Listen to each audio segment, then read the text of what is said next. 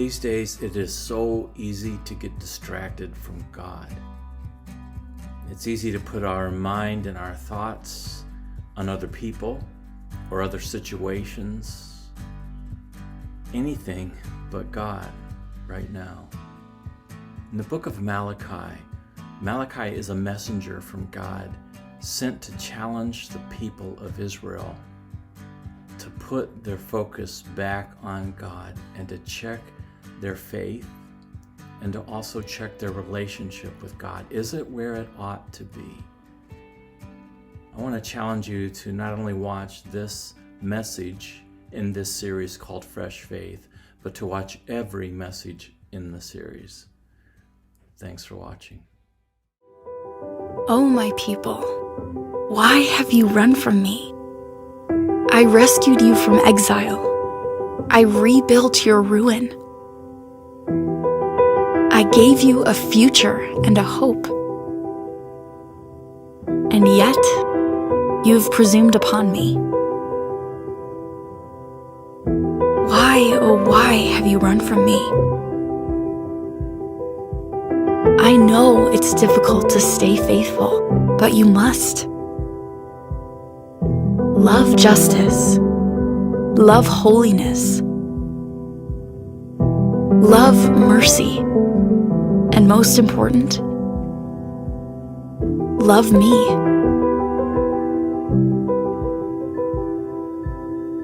This is the difficulty of remaining faithful. This is the message of Malachi.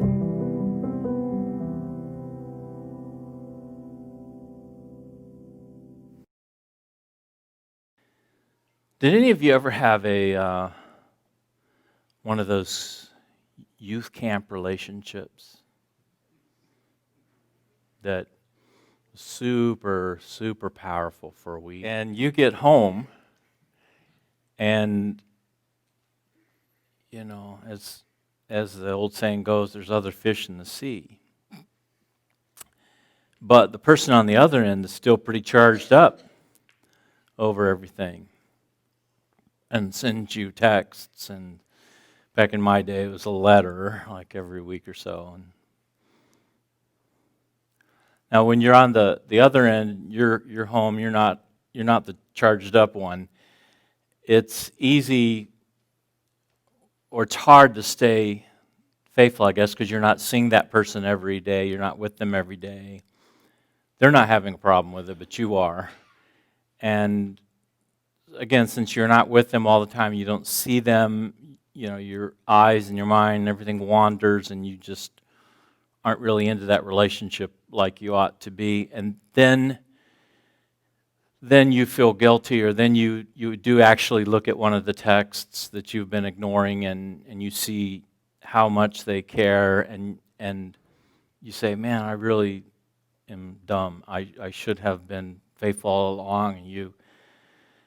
And so you send a text back, and you get right, and things are good. And anyway, it's this thing where, because they're not near you a lot, you tend to wander and stray, and it's just hard for you.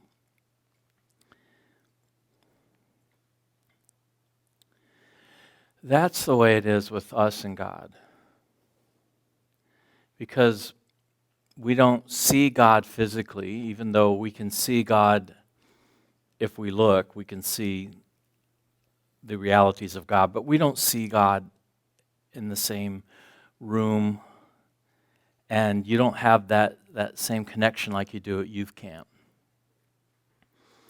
And so sometimes it's hard to really stay on fire, and unfortunately it's easy then to let our eyes and our affections wander onto other things and just kind of leave God on the other end, all fired up, and we're somewhere else.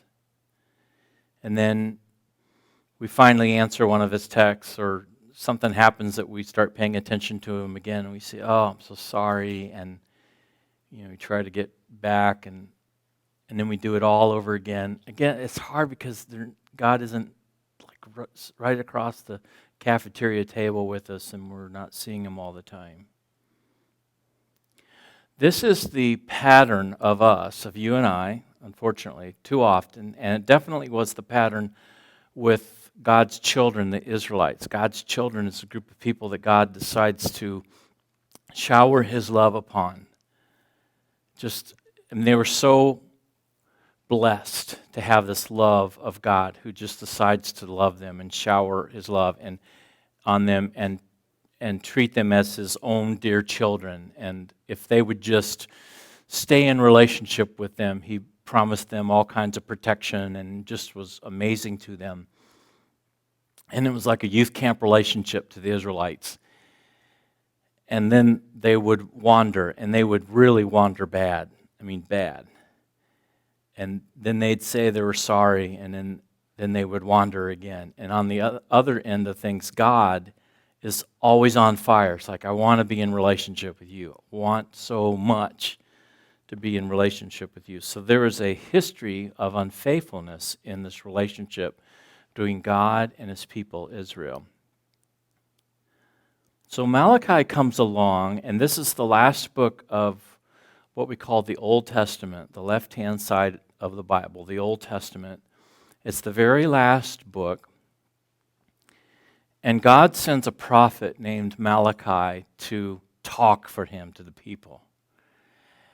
And it's basically like the person at youth camp on that end who's all charged up about this relationship comes unannounced into town and sees you with another person, or sees you, as you are obviously not committed to them, and they confront you.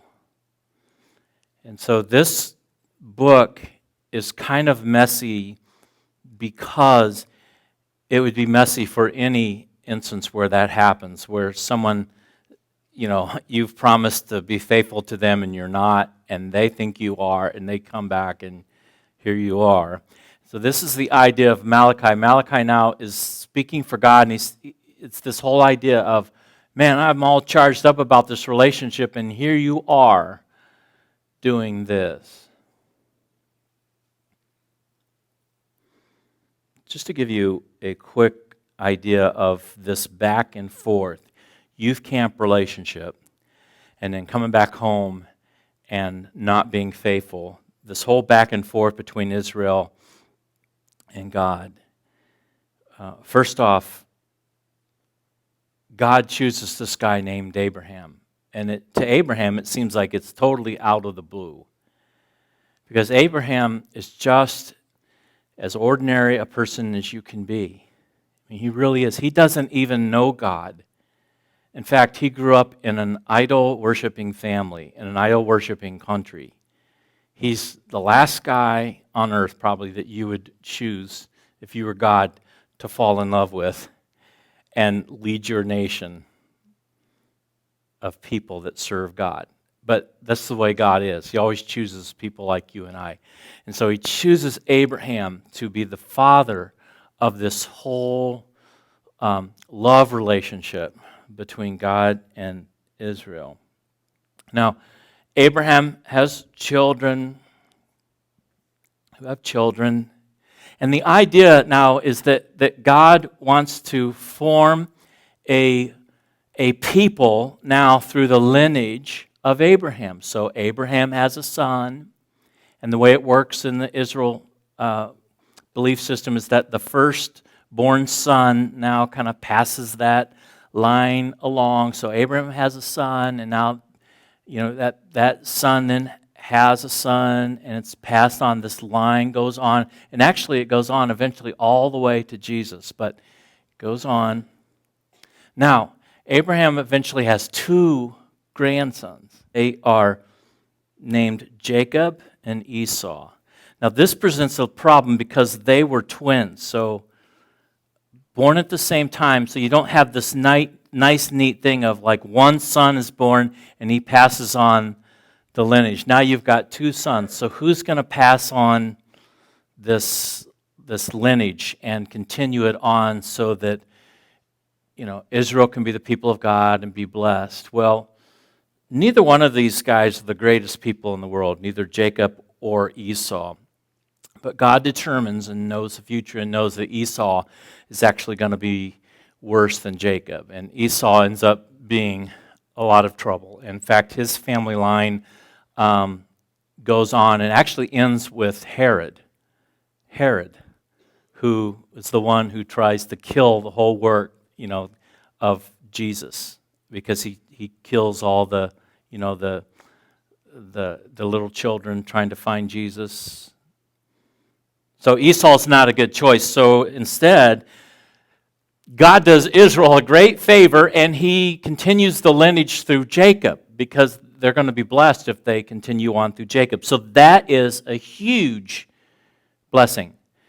I wonder, as you're thinking along with me, I wonder how many blessings in your life there have been that you don't think about, that God has blessed you with along your life, that has led you to this point. You certainly have not had everything go right and everything you wouldn't consider as a blessing, but some of you are so blessed because you have a faithful grandmother, or some of you are so blessed that you married into a family of faith, or a spouse that was so committed, or somewhere you somehow came to this church and you started to hear the gospel, and you met a family of believers and friends. But somehow along your life, you've been truly, truly blessed of God. Somehow, lots of ways that has led you to this point in your life. And so this is what God did with Israel all along throughout their lineage. He's looking out for them. He's blessing them in their history so that things can kind of work out as best as they can. And then Israel ends up in slavery in Egypt. So things aren't going well now for the Israelites. But God miraculously frees the Israelites. And so for a moment now, God's people are back to this love of the youth camp relationship. They're like, God is good, because God has saved us from the Egyptians, and He's redeemed us from slaves. And I'm going to send those texts back to the youth camp person on the other end. And what was I thinking? This is crazy for me to be straying from this God. He is really good. And then it doesn't take Israel very long, though, to start complaining. Now that they're free, they start complaining about that they didn't have food and water as quickly as they wanted it.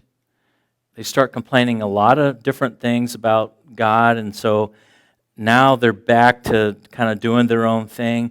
God still loves them. God pledges His love to them, and that's kind of what the whole Ten Commandments is. God is saying, I'm going to love you, but I do want you to keep your end of things. I'm going to love you back. Let's remember this relationship that started at youth camp, and let's keep it going. Let's keep it going. But it didn't take very long for Israel then to start worshiping. Actually, they built their own idol. They built their own idol that looked like a calf.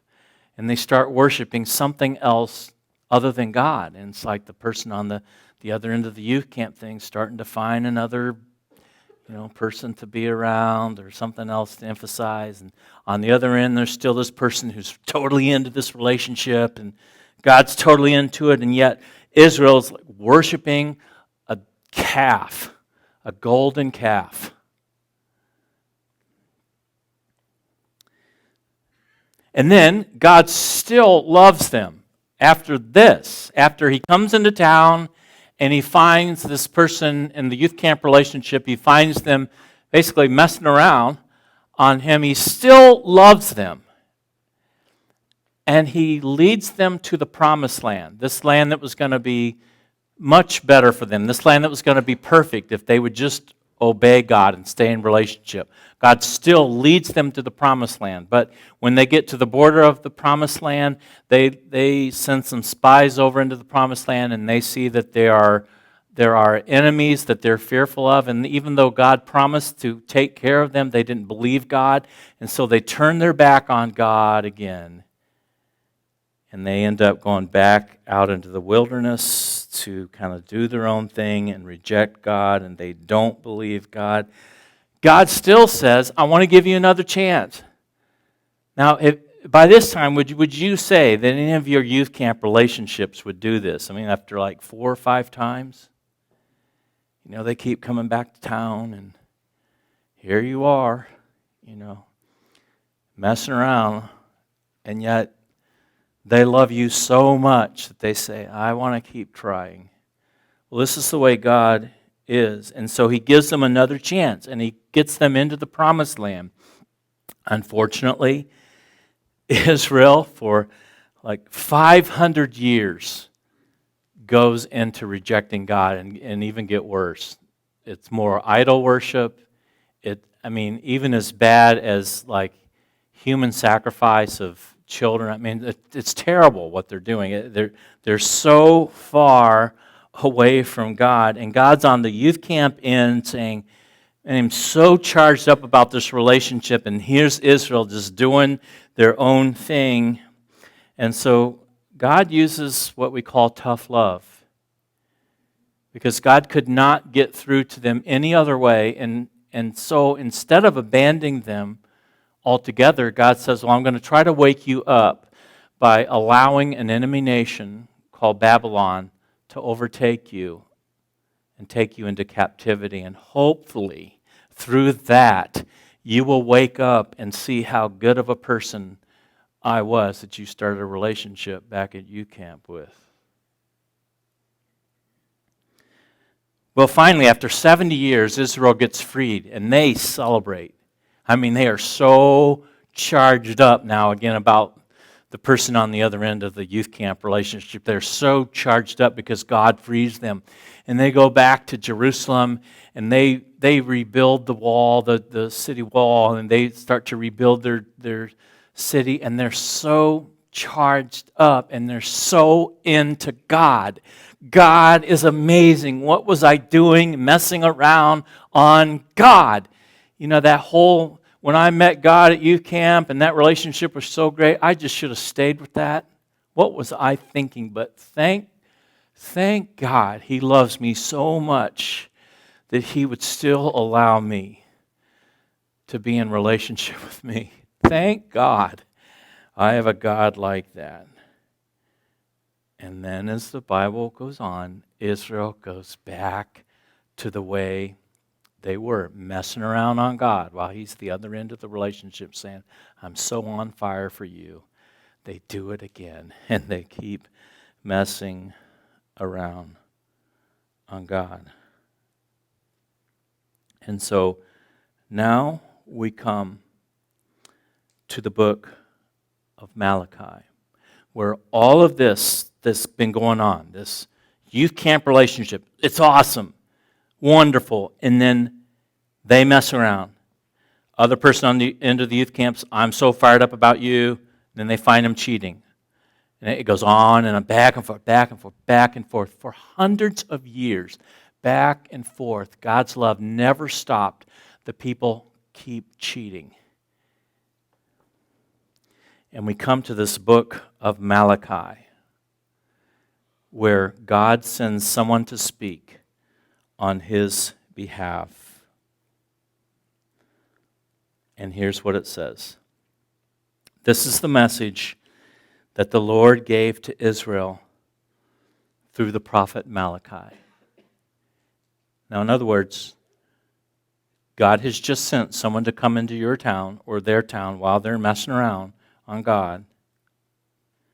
And Malachi comes in, finds them messing around, and says, hey, God wants to talk to you. And they're like, you know how it is.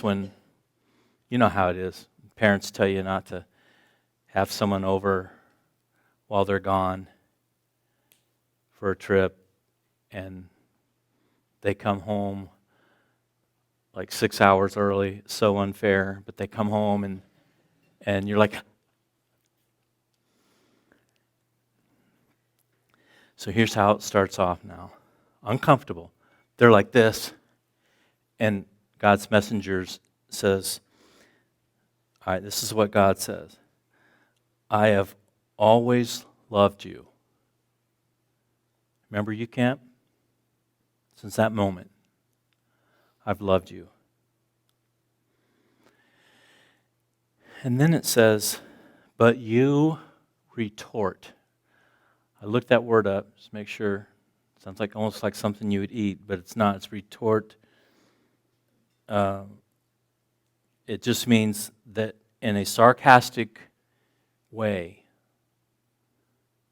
Israel responds. Okay, so they've been caught, and they're going like this.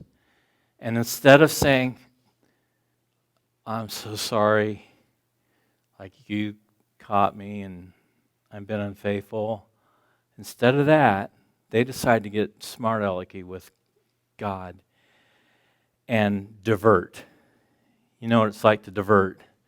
You divert the attention, you try to divert the attention from your guilt to somewhere else. Like, man, they say it's going to snow like next week. Or more than that, what you do in diversion is you reflect your guilt back onto the person who's actually caught you. And this is what they do. They have the nerve to put it back on God, and it says, but you retort, really? How have you loved us?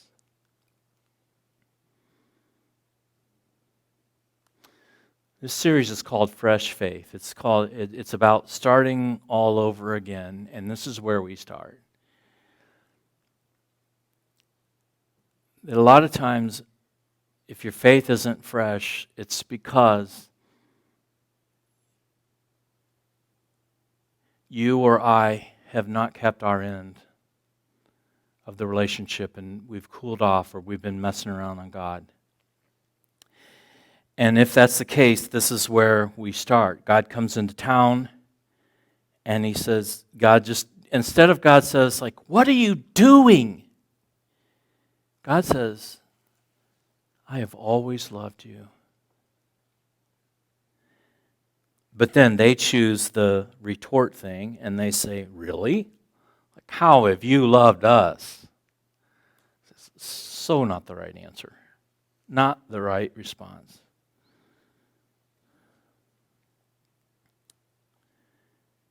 And the Lord replies, this is how I showed you my love. I loved your ancestor Jacob, but I rejected his brother Esau.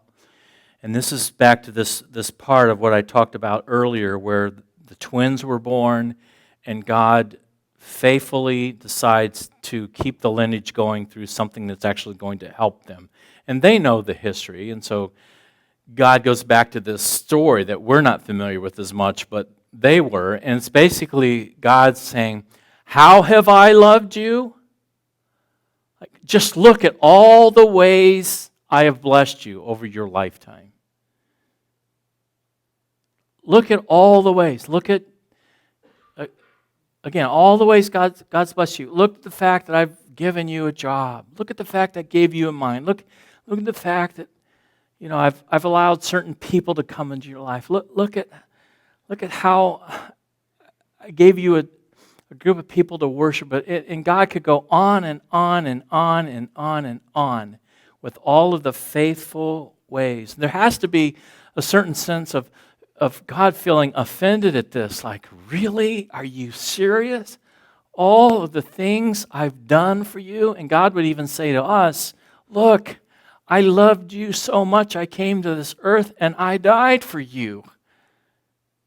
And you still say, like, what have you ever done for me, God? How could you say that after God? After you've messed around on your camp relationship? By the way, I'm not like saying all camp relationships should last. It's just an illustration, okay?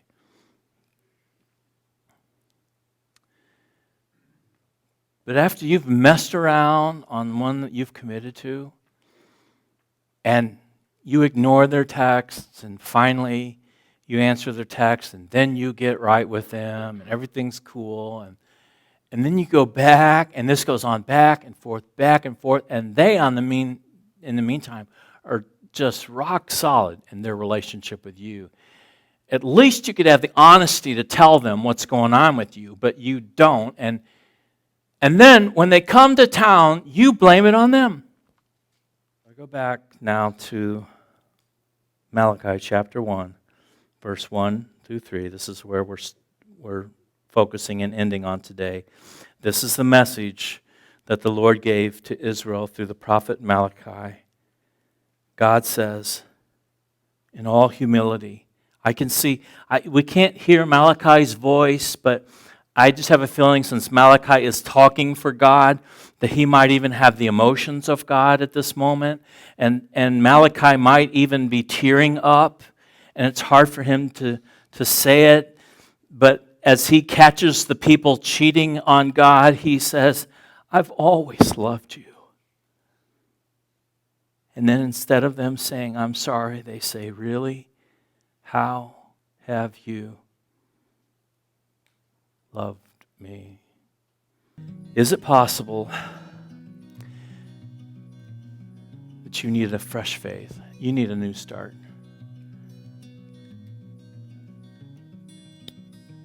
And is it possible that that start would begin with you being appreciative toward God again? For all of the things God has done for you that's brought you to this moment in your life. No, it hasn't all been good, but God never promises life's going to be perfect. I mean, that's what heaven is.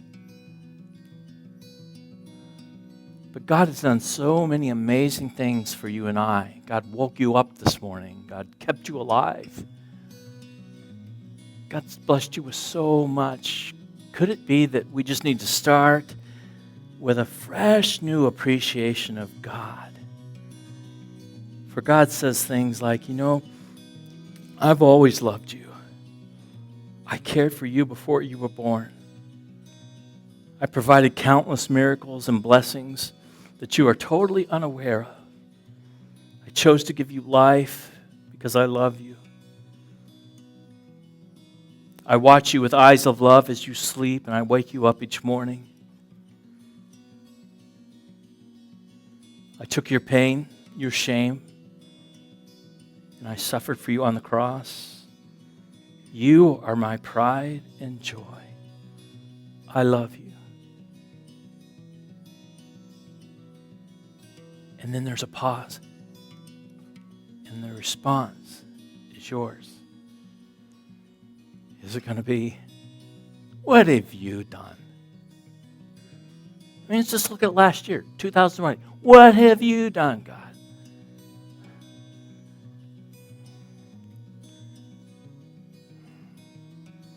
Or are you going to say, God, you have been so good to me. Who am I to be messing around on you? You are a great God. Let's start all over with my appreciation toward you.